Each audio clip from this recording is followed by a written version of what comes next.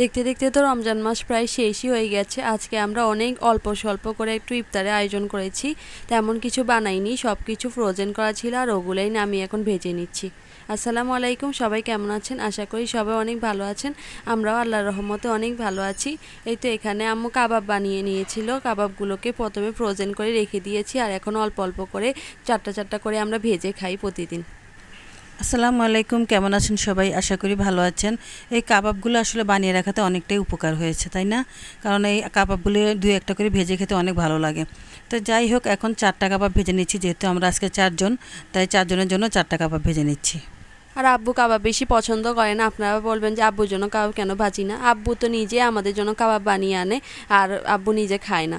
আর আমরা এই চারটা চারটা করেই ভেজে ভেজে খাই। আমরা স্যান্ডউইচ অথবা বার্গার এই সমস্ত জিনিসের ভিতরে দিয়ে দিয়ে খাই, অনেক মজা লাগে খেতে। সত্যি বলতে ও একটু অসুস্থ, তো মানে ও কোনো ভাজা পোড়া তেমন একটা খেতে পারে না। তো এই জন্যই আর কি ও খায় না। তো আমাদের জন্য বেশি নিয়ে আসে। আর আমরা তো এগুলো অনেক পছন্দ করি, এটাও বুঝে, এটাই আর কি।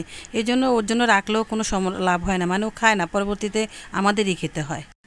রমজানের আগে যে রোলগুলো বানিয়ে রেখেছিলাম ওইখান থেকে কিছুটা রোলও ভেজে নিচ্ছি। মাশাআল্লাহ, রোলগুলো অনেক বেশি মজার ছিল। এখানে আমরা তেমন কিছু দিইনি পুরের ভিতরে, আমরা শুধু একটু চিকেন দিয়ে পুরটা বানিয়েছিলাম। আর এই তো সমোসা, এটা হচ্ছে কিমা সমোসা। আর সমোসাগুলোও খুবই মজার ছিল। আমাদের ফ্রিজে তো তেমন একটা জায়গা নেই, এই জন্য আমরা এগুলোই নামিয়ে এখন ভেজে ভেজে খেয়ে ফেলছি, যাতে ফ্রিজে একটু জায়গা করতে পারি। আসলে আলহামদুলিল্লাহ বলতেই হয়, কারণ এই রোলগুলো এই যে নাস্তাগুলো বানিয়ে রেখেছি, এর জন্য যে আমার কত উপকার হয়েছে। কারণ এই রোজা রেখে পরে এসব কাজগুলো করা যে কত কঠিন, সেটা এখন রোজা রেখে বুঝতে পারতেছি। হ্যাঁ, এটা হয়তোবা বলবেন যে রোজা রাখতে কি এতই কষ্ট, আপনার এত বয়স হয়ে গেছে। সত্যি বলতে আসলে রোজা রাখতে কষ্ট হয় না, কিন্তু রোজার দিনে অতিরিক্ত কাজ থাকলে অনেক বিরক্ত লাগে। এই একটা মাত্র মাস পাই আমরা, যখন আমরা আমাদের গুণাগুলো মাপ করাতে পারি আল্লাহর কাছে। আর এই রকম মাস বছরে আর কোনো মাসেই আসে না, মানে এই রকম বরকতপূর্ণ একটা মাস। আর ওই মাসটাতে যদি আমরা এরকম রান্নাঘরেই সারাটা দিন কাটিয়ে দেই, তাহলে আর এই মাসটার লাভটাই হলো বাকি। এই জন্য আমরা সবসময় চেষ্টা করি যে হালকা কিছু খাবার দিয়ে ইফতার করে ফেলতে, আর ইবাদতের সময়টা বেশি যাতে আমাদের পাওয়া যায় এই জন্য। এটাই আর কি, না হলে আর তেমন কিছুই না। কারণ আর খাওয়া দাওয়া তো সব সময় আমরা করি, সব সময় আমরা নাস্তা পানি বানিয়ে রাখি, এটা কিন্তু একটা অস্বাভাবিক কিছু না। কিন্তু এই রমজানের সময় একটু আলাদা, মানে একটু ডিফারেন্স থাকতেই হয়। তো যাই হোক, এখানে রোলগুলো ভাজা হয়ে যাচ্ছে, কাবাবটাও সাথে সাথে ভেজে নিচ্ছি। আর একই কড়াইতে, মানে আমার একটু সময় কম, তো তাই একসাথে দিয়ে দিয়েছি। আজকে কিন্তু আমাদের ইফতারি বানাতে লেট হয়ে গিয়েছিল, আর এই জন্যই কিন্তু আমরা ইফতারটাতে মানে এইভাবে বানাচ্ছি। আর কাবাব দিয়ে ইফতার করে ফেলবো আজকে। এমনি সময় তো পাউরুটি থাকে ঘরে, তখন আমরা একটু মেয়োনিজ লাগিয়ে তারপরে কাবাবটাকে ভেঙে দিয়ে শসা দিয়ে খেয়ে ফেলি স্যান্ডউইচের মতো করে। কিন্তু আজকে স্যান্ডউইচও ছিল না, এই জন্য আমরা ভেবেছি থাক কাবাবটাকে এমনিই খেয়ে ফেলি। মানে এমনিও কাবাব খেতে কিন্তু অনেক মজা লাগে, আর আপনাদের সাথে একটু শেয়ার করলাম। আর এই তো এখানে সুন্দর মশলা রোলগুলোও সুন্দর ভাজা হয়ে গিয়েছে। আর এখন আম্মু দিয়ে দিয়েছে সমোসা। আমরা বাঙালিদের একটা প্রচলন আছে যে আমরা সব সময় চনা বুট, পেঁয়াজু, তারপরে বেগুনি এগুলা দিয়ে ইফতার করতে অনেক বেশি পছন্দ করি। কিন্তু মাঝে মাঝে একটু অন্যরকম ইফতারও হয় না? হ্যাঁ, অন্যরকম এটা অনেক ভালো লাগে মাঝে মাঝে। এই জন্যই তো আসলে এগুলো তৈরি করে রাখা আসলে।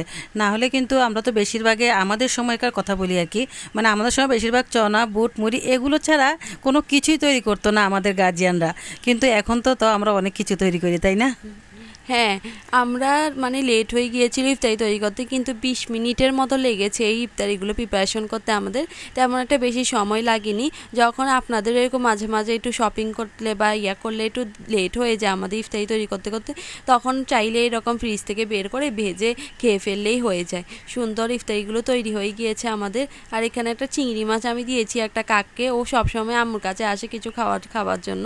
আর এই তো এখানে আমরা আসরের নামাজটাও পড়ে ফেলেছি, আর এখন ইফতারিগুলো রেডি করে নিচ্ছি। এইখানে আমরা একটা থালিতে প্রথমে গ্লাসগুলো রেখে দিই, কারণ আমাদের সবসময় কি হয়, গ্লাস ফেলে দেয়, পানি পড়ে যায়। এই জন্য আমরা এখন এই থালিটা কিনে নিয়ে এসেছি। আর এখানে রাখতেও আমার অনেকটা সুবিধা বোধ করছি, কারণ জগ গ্লাস সব যদি এক জায়গায় থাকে তাহলে আমার অনেক ভালো লাগে।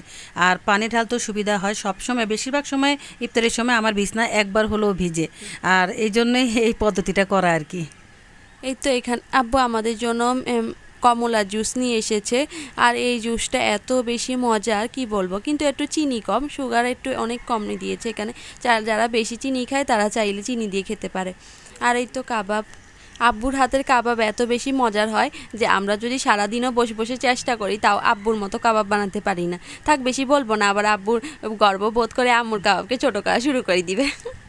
হ্যাঁ, এটা সত্যি বলছো। মানে ওর যে জিনিসটা একটু সুনাম করে বাচ্চারা, ও তখন আমার দিকে তীরটা ছুড়ে সবার আগে।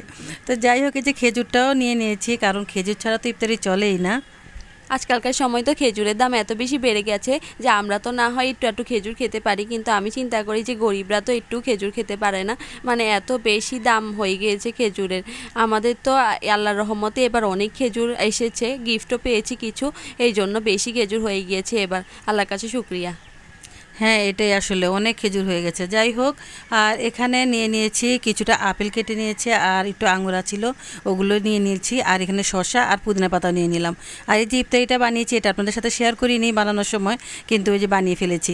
তো যাই হোক, অল্প স্বল্প করে বানিয়েছি, কারণ ইফতারিটা বেশি খাওয়া হয় না, যেহেতু অনেকগুলো আইটেম অলরেডি তৈরি করে ফেলেছি। ইফতার ছাড়া তো আম্মু চলবেই না, যে ব্যক্তি বলেছে ইফতার ছাড়া একদিন চলা যায়, কিন্তু ওই ব্যক্তি ইফতার নাম শুনলেই তো পেঁয়াজ আলুর চপ আর বেগুনির কথাই সবার প্রথমে মনে পড়ে, আর ওগুলো দিয়ে খাওয়ার জন্যে আমরা শসাগুলো কেটে নিয়েছি। সত্যি বলতে আমার বাবা মা আমাকে যেটা শিখাইছে আমি তো ওইটাই শিখছি, তাই না? ওনারা সবসময় আমাকে ইফতারি করাটাই বেশি শিখাইছে, এই জন্য আমি ইফতারি বেশি বেশি খাই। আর তোমাদের তো আমি এরকম শিখাই নিলে তোমরা করো না, এই জন্য কি আমি আমার ঐতিহ্যটাকে ছেড়ে দিতে পারি বলো? এটা হচ্ছে আমাদের বাঙালিদের ঐতিহ্য ইফতারি করা। ইফতারি নাম শুনলে আমাদের ছোলা বুট মুড়ি কথা মনে পড়ে যায়। আর এই তো এখানে আমি সবগুলো একবার দেখিয়ে দিয়েছি, খেজুর, তারপরে এখানে কাবাব নিয়ে নিয়েছি। কাবাব আমরা এমনি সুদাই খেয়েছি, এমনি সময় তো পাউরুটি দিয়ে খাই, আজকে পাউরুটিটা ছিল না।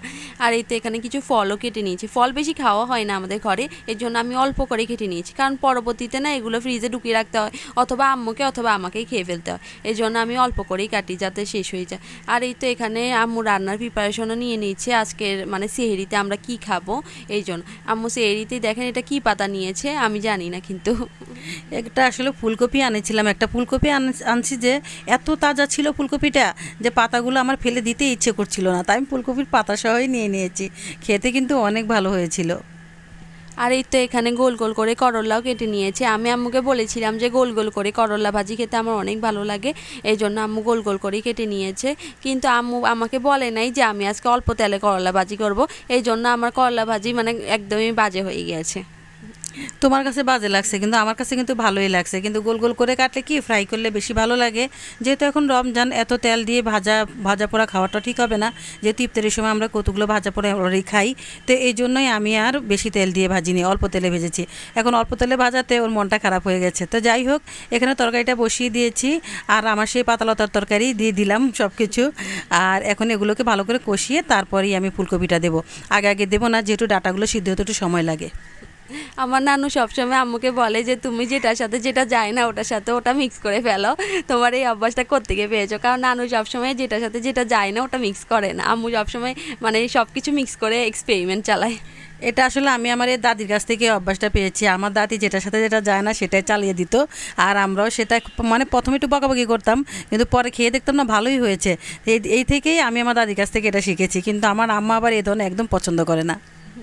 হ্যাঁ, আর এই তো সবগুলো মশলার সাথে মিক্স করে ফেলছে। এখানে যে এরকম বেসিক আমরা রান্না করি ওই রকমভাবে মশলা দিয়ে আম্মু প্রথমে কষিয়ে নিচ্ছে, আর এরপরে মাছ ভাজা করে দিয়ে দিবে। আর এই ফুলকপি তরকারিটা তো আমাদের সবার ফেভারিট, মনে হচ্ছে এবারের এই শেষ ফুলকপি খেয়ে ফেললাম, কারণ আর তো বেশি ভালো ফুলকপি এখন আর পাওয়া যাবে না, ওই আমরা ফ্রোজেন করেছি যে ওখান থেকে মাঝে মাঝে একটু খাবো আর কি। তো যাই হোক, তারপরও আমি চেষ্টা করবো আরও খাওয়ার জন্য। আর রোজা রমজানের দিনে ফুলকপিটা খেলে কেন যেন একটু গ্যাসের সৃষ্টি হয়ে যায়, এই জন্য আর কি খাওয়া তেমন একটা হয় না। তো যাই হোক, তারপরও ফুলকপি খেতে অনেক ভালো লাগে। আর বিশেষ করে যে আমি আমার দাদির কথাটা বললাম, আসলে নাতিরা বেশিরভাগই দাদিরাই রে পায়, বুঝছো, দাদিরা যা করে সবগুলো ফলো করে। তো যাই হোক, তুমি যদি তোমার দাদির সাথে থাকতা তাহলে ঠিক সব কিছু ফলো করতা। আর এই তো এখানে আমরা আমাদের মাছটাকে ম্যারিনেট করে নিচ্ছি। এখানে প্রথমে আমরা হলুদ গুঁড়ো, তারপরে দিয়ে দিয়েছি লবণ পরিমাণ মতো, আর এখন দিয়ে দিয়েছি এটা হচ্ছে ধনিয়া গুঁড়ো, আর এখানে হচ্ছে মরিচ পাউডার, সব কিছু দিয়ে একটু মাছটাকে ম্যারিনেট করে কিছুক্ষণ রেখে দিয়েছিলাম। আর এখন এটাকে ভাজা করে ফেলবো। আমরা একদম কড়া করে মাছ ফ্রাই করি যাতে বেশি মজাদার লাগে, আর রমজানের সময় কড়া করে মাছ ভাজি করলে অনেক বেশি ভালো লাগে। আর আমি এখানে একটা করলার গোল কিউব দিয়ে দিয়েছি, আমি বলছি যে এটাও ভাজা হোক, এটা মাছের সাথে সাথে, মানে দুষ্টামি করছিলাম। পরবর্তীতে এই করলার ভাজাটা আমারই খেতে হয়েছে। হ্যাঁ, আমি তো করলা একদম ভাল লাগে নাই, মানে মজা হয় না, আর করলা তো কারোই ভালো লাগে না, আমি আশা করি সবারই মনে হয় এটা অপছন্দের। না না, সবার অপছন্দের না, শুধু তোমারই অপছন্দের। কারণ করলা যে কত ভালো জিনিস, খেতে যে কত ভালো লাগে, এটা যেদিন বুঝবা সেদিন দেখবা নিজে থেকেই খাইবা। আর এই তো আম্মু সবগুলো মাছ একদম কড়া করে ভাজি করে ফেলেছে। কড়া করে মাছ ভাজি করলে অনেক বেশি মজার হয় তরকারির সাথে। আর এখন এই মাছগুলো দিয়ে দিয়েছে ফুলকপির ওপরে। এই ফুলকপি তরকারিটা দেখলে আমার ছোটোবেলার কথা মনে পড়ে। আমি সবসময় ছোটোবেলায় কী করতাম, মাছটাকে যত্ন করে প্লেটে একপাশে রেখে দিয়ে ফুলকপি দিয়ে পুরো ভাতটা খেয়ে ফেলতাম। আর এরপরে আম্মু বলতো, তুমি এখনও মাছ খাওনি? মানে আমার মাছটার দিকে তাকিয়ে তাকিয়ে ফুলকপি দিয়ে পুরো তরকারি খাওয়া হয়ে যেত। আর এরপর আমি কড়া করা ভাজি করা মাছটা সুদা সুদা খেতাম, আর কত বেশি যে মজার লাগতো। এখন আর ওই রকম করি না, কারণ এখন বড় হয়ে গেছি তো এই জন্য। হ্যাঁ, এটাই সত্যি। আসলে বড় হলে মানুষের অনেক কিছুই বদলে যায়, তাই না? খাবার দাবার বলো, পোশাক আশাক সব কিছুই চেঞ্জ হয়ে যায়। তাই এখন করলাগুলো আমি ভেজে নিচ্ছি, তো অল্প তেল দিয়ে ভাজবো। যেহেতু রোজা রেখেছি, বেশি তেল খেলে গ্যাস্ট্রিকের প্রবলেম মানে অলরেডি চলেই আসে। তো যাই হোক, আমি এই রোজার দিনে কোনো রকম মানে শরীরের কোনো অসুখ আমি একদম চাই না, মানে চাই একদম সুস্থ থাকতে, যেহেতু আমি সবগুলো রোজা রাখতে পারি।